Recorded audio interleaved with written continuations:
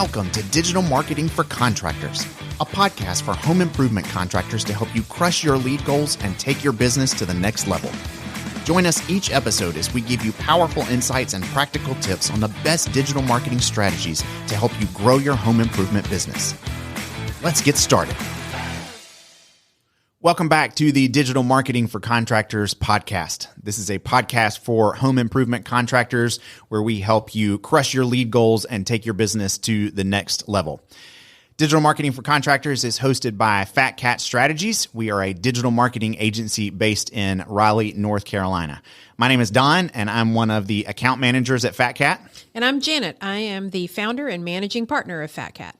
And Janet, I'm really excited today because we are wrapping up what has been a 3-part mini-series where we have been talking about the levels of contractor businesses and how we have looked at these contractor businesses can be in levels 1, 2, or 3, and really what it looks like to be able to grow your business from one level to the next. And today in particular, I'm excited that we're going to spend some time talking about marketing. Hooray! Yay! And I just love talking about entrepreneurship in general. So I love this series. Yeah. So this has been really fun for both of us. I hope it's been really helpful for you guys as our listeners. But as a marketing agency, we wanted to take a whole episode to really talk through a lot of what does your marketing need to look like at each of these different levels and how can you transition from one to the next, because they're going to look really different. And that's what we want to talk about. So backing up a little bit though, let's just, for the sake of people who are maybe just jumping in today, let's give a little bit of an overview of what those 3 levels of a contractor business are. Do you want to just kind of tell everybody that? So we've kind of put them in big buckets. Level 1, you're pretty much a glorified one-man show. You are doing all the estimates. You are managing the jobs, doing some of the labor, and then probably staying up at night doing the paperwork. Mm-hmm. It's all you. It's all you. Level 2, you've broken out of that. And now you've got some staff to help you. You might have some office staff. You might have a production manager. You might even have an outside salesperson, or you could still be doing some of the sales your own. So level 2 is where you get away from being that one-man show. And then there's Don and I, we've talked about this. There's a pretty big spectrum in that level 2 grouping. You've got staff, you're growing, and you're growing systems. Level 3 is where you might have multiple locations. You could be in multiple states. You've got multiple products that you're installing. You've definitely got an entire sales team, a sales manager, a marketing manager. You've got multiple channels of leads. You've got a robust marketing machine. So those are kind of the thumbnail sketches of those 3 levels. Yeah, that's great. And so today we really want to just kind of dive into looking at what does your marketing picture look like for each of those different levels of your contractor business. And we want to help you kind of be able to be at the place if you're saying, I think I'm kind of outgrowing level 1 and I'm not really sure how to jump into level 2, especially on the marketing side. How do I really change my tactics so that I can level up the business and level up the marketing as well? So let's just talk about that then. Let's start with level 1 and say, when we think of a level 1 contractor, what does marketing look like for a level 1 contractor? Well, in my experience, and I've been working with these kind of companies for a long time, a lot of the leads are coming word of mouth. Yeah. You've built a reputation either in your town or a section of town where, you've done some great work for some homeowners and they're now starting to tell their family, friends, and neighbors. So you've got some word of mouth referrals. That's usually the heartbeat of where your growth is coming from. But it might not even be growth. It might just be enough to replace it and keep a crew or 2 busy. Yeah. Pay your bills. Pay your bills. So you've got the word of mouth. The other source that we see with those level 1 contractors is a pay per lead source, like an Angie, a Thumbtack, something like that. And then beyond that, there might be some random acts of marketing that happen where maybe you paid a guy to do a PPC campaign, but you're not really sure what happened. Yeah. So it's a little scattershot. Yeah, you've got probably some kind of a website and it's doing something for you, but you don't know how much thought has been put into it. You're not tracking any numbers. Yeah. So there's things going on there, but there's not like a cohesive strategy, and you're you're still at the heart of all of it. If you're getting word of mouth referrals, they're coming to you. When you're getting, when Angie's sending out a lead to somebody, it's coming to you and you're following up with them. It's that kind of thing. So, as an account manager, one of the things that I kind of think about and hear as I talk to contractors sometimes is just the way that these lead aggregators like Angie or Modernize or Thumbtack, like how they get incorporated into a business. And I think there's a tendency here because we talk about these lead aggregators, especially in the like level 1 phase of a contractor business, that in some way that could make it sound negative. And we don't think about it that way at all. It's not in any way a bad thing to be using these lead aggregators. And in fact, for your I business. think it's a great way to grow beyond that initial word of mouth. Yeah.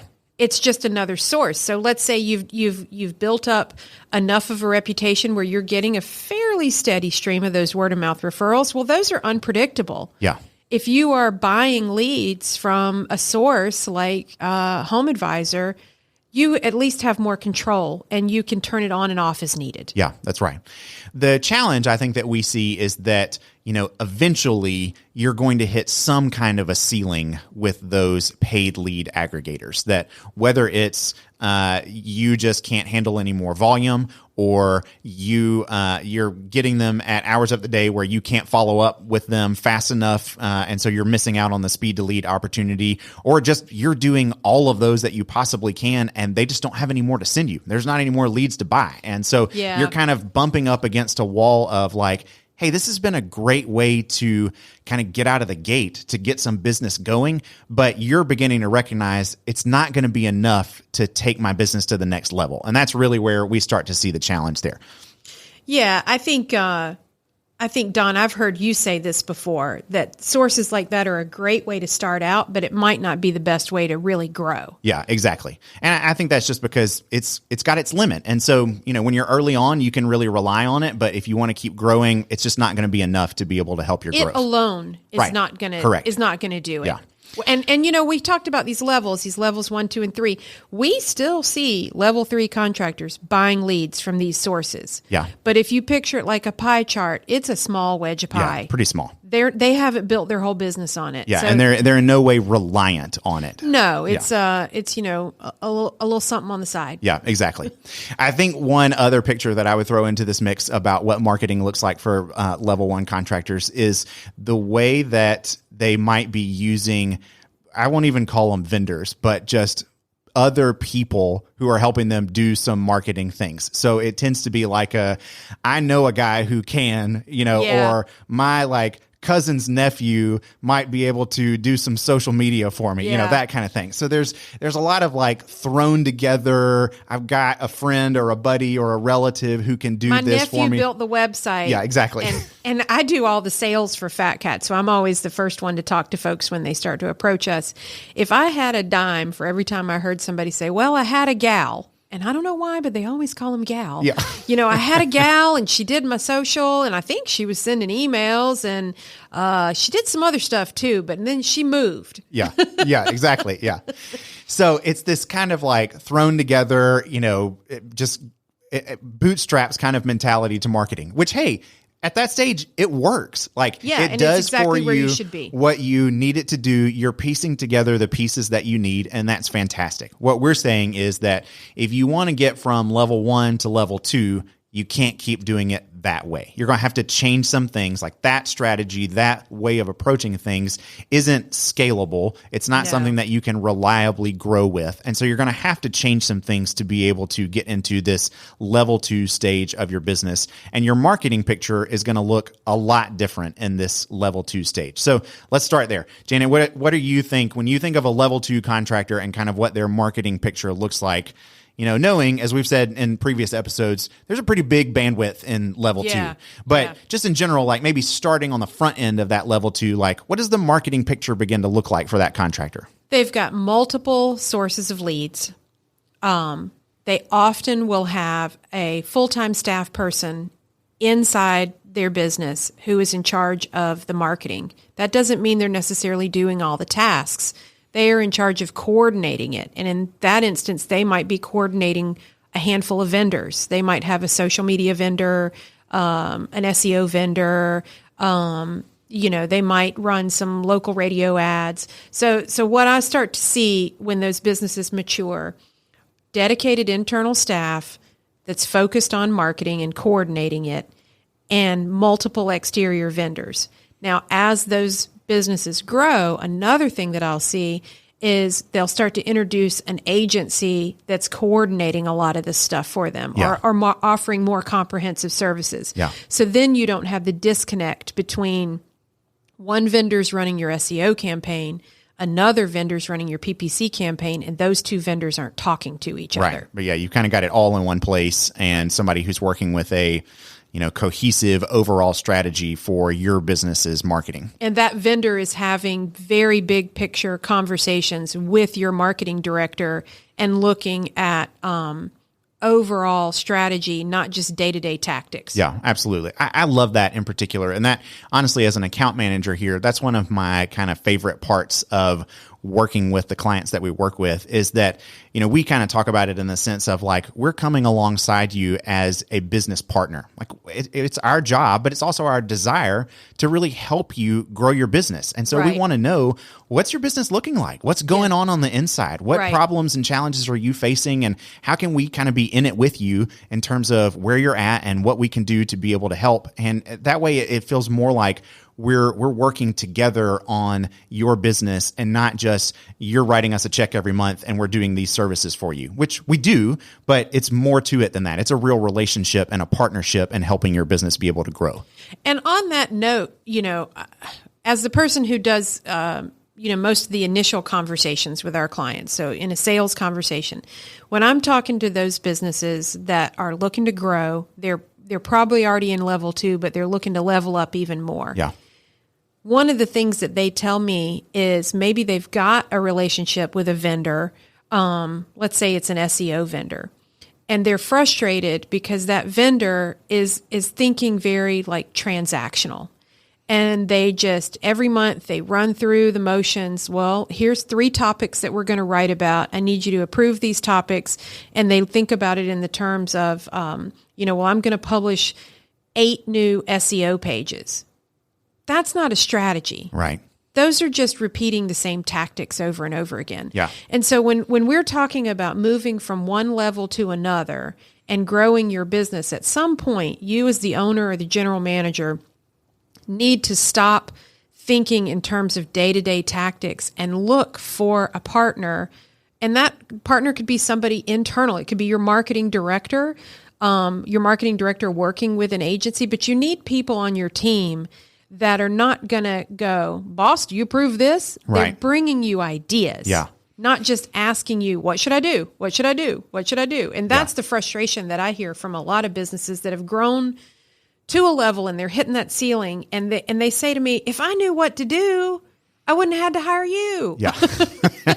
Yeah, that's fantastic. And I think it speaks to as well just the difference between having a lot of marketing activity going on and having a real marketing strategy. Really being able to understand and know the big picture of what are we trying to do with our marketing? What is it trying to accomplish? And do these pieces that we're adding into the mix like supplement that or complement that in some way? Or are they just more things to do and to spend money on? Because you don't need to be throwing away money at your marketing, but in order for that to not be the case, you do need an overall cohesive strategy to what you're doing to make sure that all of those things are working together. And I think the contractors that we see in level 2 that are doing the best, that are kind of getting towards that top end of level 2, are the ones who are really nailing that, or really getting that strategy piece together. On that note, so we're recording this at the end of 2022. So we're doing a lot of year-end reviews and setting strategy for 2023.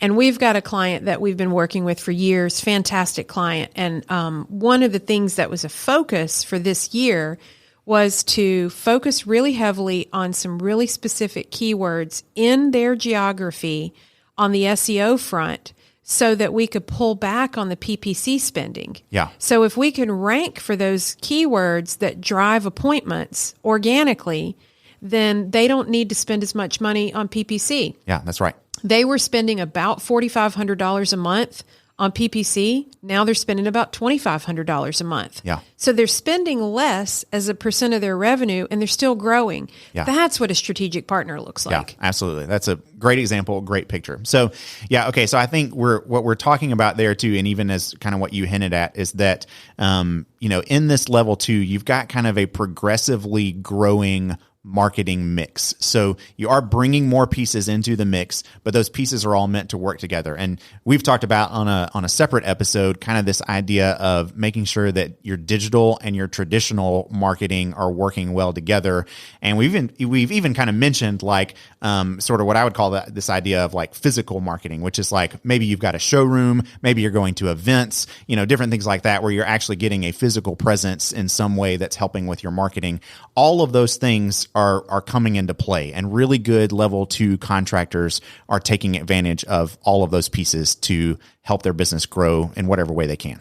Yes, absolutely. Okay, so I think that helps get a really good picture of level 2. So let's move on and jump into the marketing picture of a level 3 contractor. And at this point, if I'm a contractor, I'm kind of listening to this episode and going like, what else is there? Like, haven't we talked about everything already? Like if you're doing well in level 2, like what else is there to marketing than the tactics and things that we talked about? I've got TV ads, radio ads, I've got canvassers, I'm doing direct mail, I've got PPC, SEO, I got a showroom, I got a field marketing team. Yeah. Don, you're telling me there's more? But wait, there is more. Exactly. So, okay, I'll jump in on this one because this is a favorite topic of mine. So, one of the things that I see that level 3 contractors do really well, that level 2 contractors often miss out on, is understanding that if you're really going to keep growing your business, you've got to be comfortable with leads coming into your business at all stages of the marketing funnel. And when I talk about marketing funnel, what I mean is that like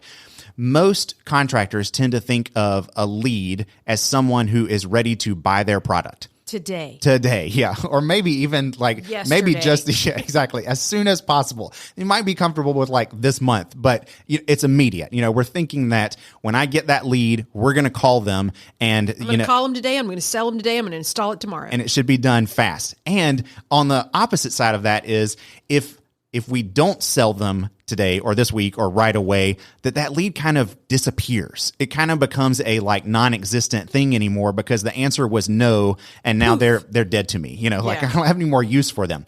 A level 3 contractor looks at that and goes, "Hey, there's still money on that table. What are we doing about it?" And that's really, I think, where in that level 3 category, you're starting to get into the place of saying, "Hey, a lead is not a lead is not a lead." Leads are coming to us at all different stages of the funnel, and it's our job as a business to not only try to sell the leads that are at the bottom of the funnel, but nurture. Yeah, but take the leads that are at the top or the middle of the funnel and move them down the funnel so that they can become customers of ours eventually. They're not going to convert today or maybe even this month, but could we keep them in our orbit so that they might become a customer in 8 months? What would that look like? How do we even do that? Don, I cannot believe, honestly, that you just said 8 months because I wanted to tell a story. One of our clients years ago, I'm going to show my age. This is 10 plus years ago. It was a bath remodeling client, started pretty small, grew to have about 185 employees, sold the company. He's done very well. He really got this nurture concept. Yeah. And back in the day, and I'm going to say back in the day, we used to do tons and tons and tons of postcards for him. And he would come to us and we would like brainstorm, here's a series of 8, 9, 10, 12 postcards. So he had a field marketing team. He would go out to every beer, bourbon festival, Apple, Scrapple, or whatever local county fair, put up a booth, get people to enter a contest. And as soon as they entered that contest, we would send them a postcard every month until the end of time almost. Yeah. And so because he had his CRM in place, he had that nurture campaign, he had the data to show that those folks they came in at a different part of the funnel. Like you're saying, they weren't ready to buy today. And when they did buy, he could go into his CRM and he could see, we first captured the lead at an event where they entered a contest. We sent them 3 postcards. They came by the showroom and they looked at some products in the showroom, and they actually got an estimate 8 months ago. Then we sent them 5 more postcards. We might have called them a couple of times. When they finally bought and we asked them, how did you hear about us? They'd say, we saw your TV ad. They had no memory that they had gotten all these postcards. They'd entered a contest. So, that's an example to me of a company that made it to that level 3 level, sold, for a nice sum to a much larger player in the market, and had totally nailed the concept of not everybody's going to buy today, and that's okay. Yeah. So I think on the tactics side of thing, from a marketing perspective, especially digital marketing perspective, what we're talking about here is things like email marketing. Like, are you tracking with people that are in your CRM, with leads in your CRM, and are texting? Texting. Even social media to some extent is a great part of just your nurturing of potential leads and potential customers, is because they're seeing who you are, they're seeing examples of your work, they're becoming familiar with your business, and you stay top of mind for the time when they are ready to actually become a customer and make a purchase. And so I think that's, those are the kinds of things that we're talking about tactics wise. But I think there's another side of that as well that we've touched on, we kind of hinted at in the last episode, which is just this idea of developing your brand as a business. And so I think that comes in kind of 2 ways. One is just making sure that you are visible in your community. So whether that's through advertising or whether that's through, like you were talking about, showing up at events, some way, shape, or form, you are getting just the name of your business out there in front of people's eyeballs in other places besides just your website. It's got to be places that aren't digital. And I think, honestly, as an account manager, this is the one that I get the most resistance on from clients, especially clients that are in that like level 2, kind of top of the level 2 thing and wanting to break through, but they look at things like brand awareness and they go, why am I going to spend, $1,000 on this poster that we're going to stick up at a high school football game, and I'm not going to get any leads out of that, and I can't track it? Yeah. What good is that going to really do me? Because you're used to this kind of thinking that says every dollar that I spend needs to directly turn into, a lead. Appointment. Right. Yeah. A potential sale. And that's not wrong, but you're just going to have to think bigger than that. There are multiple things in the level 3 contractor's business that are contributing to your leads and sales coming in. It's not just one marketing channel anymore. It's the whole marketing picture that you've got going on for your business, and brand awareness has to really start to be a big part of that. Yes, absolutely. I mean, we've definitely seen that with the contractors that have really grown. We're talking multiple locations, and in some instances, hundreds of employees. They know they're not going to be able to track, the ROI of every single campaign, because maybe they're sponsoring a little league team. Right. Or they're doing something in their community that's just sort of a feel good. Yeah. They are really promoting their brand in the communities where they live and work. And then they're also doing campaigns that are very much, measurable lead generation campaigns, but it all works together. And when you get to that level, you've just got to do some of that stuff. Yeah. Yeah, you got to start to have it as just a portion of your marketing budget, and kind of recognizing and being okay with, like, we're not going to be able to track this directly to leads, but we know that it's a necessary portion of what we're doing to be able to grow our business into this next level. Don, in an earlier episode when we were talking about this, I really liked something that you said when you were talking about the difference between like a level 2 contractor and then moving into that level 3 brand awareness. I'm trying to remember what you said. It was something like, do you instead of just being one of many players in your market, kind of owning your market. Yeah, you're dominating your market at that point. Yeah. Yes. And that's where brand awareness is an absolute must. Like, you can't dominate your market unless people know who you are. They have to know your name and at least have some kind of mental affiliation with the name of your business, which all that's doing is developing trust. You have familiarity. Yeah, you have created familiarity and trust with your brand long before they're ever thinking about being your customer, so that when they are thinking about doing some kind of remodel or renovation that's related to your services, name comes to mind. You're already there, and that's exactly what you want. And level 3 contractor businesses get that aspect of it. They know, hey, we're reaching people long before they ever become our customers, but that's part of how we get more customers is because we're top of mind for people when they're ready to make those decisions. And I think that's the point where, they're doing some community involvement, but they may also be doing just TV campaigns. Yeah. I mean, TV, we're a digital marketing agency, so we are always like sort of immersed in the world of SEO and PPC and email and text. But, some of our most successful clients also have radio and TV in their mix. Yeah. We had a client in the Mid-Atlantic region, and there was a local morning show.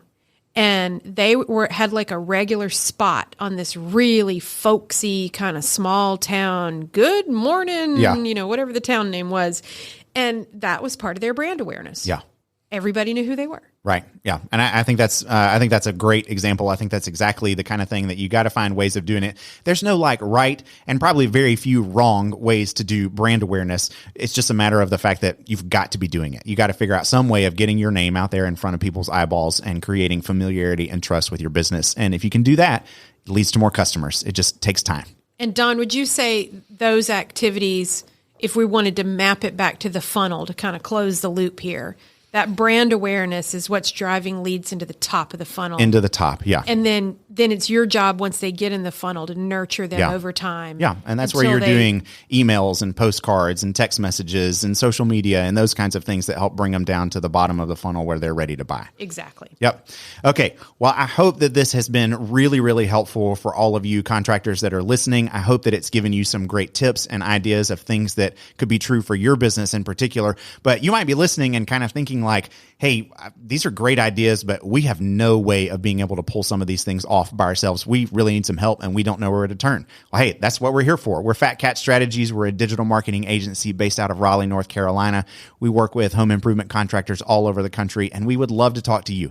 So if you've got questions about what your marketing mix could look like and how we could help, if you want to crush your lead goals and take your business to the next level, just go to fatcatstrategies.com/call and schedule a call with us. We would love to talk with you and paint a picture for you of how we could be of help to you and to your contractor business. fatcatstrategies.com/call. That's it for today on Digital Marketing for Contractors. We look forward to talking to you next time. We'll see you. Digital Marketing for Contractors is created by Fat Cat Strategies. For more information, visit fatcatstrategies.com.